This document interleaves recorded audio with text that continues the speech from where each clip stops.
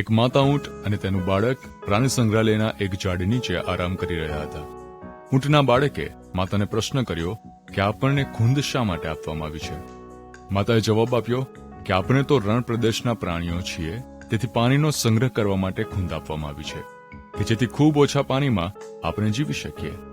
બાળકે બીજો પ્રશ્ન કર્યો કે સારું, તો પછી આપણા પગ લાંબા અને પંજા ગોળાકાર કેમ છે? માતાએ જવાબ આપ્યો કે આપણને રણમાં ચાલવાનું હોય છે માટે. બાળકે કહ્યું, ઓહો, તો પછી આપણી પાપણો લાંબી કેમ છે? માતાએ કહ્યું, જ્યારે રણમાં પવન ફૂંકાય ત્યારે રણની રેતીથી આપણી આંખોનું રક્ષણ થાય તે માટે.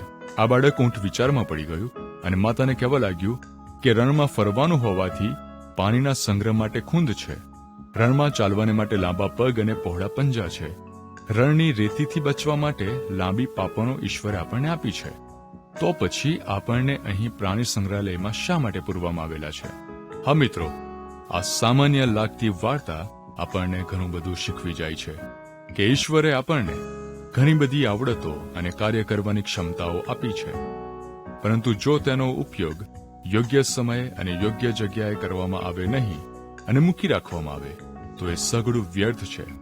આવો મિત્રો, ઈશ્વરે આપણને આપેલી ક્ષમતાઓ અને તાલંતોનો ઉપયોગ તેમની સેવા અર્થે કરીએ.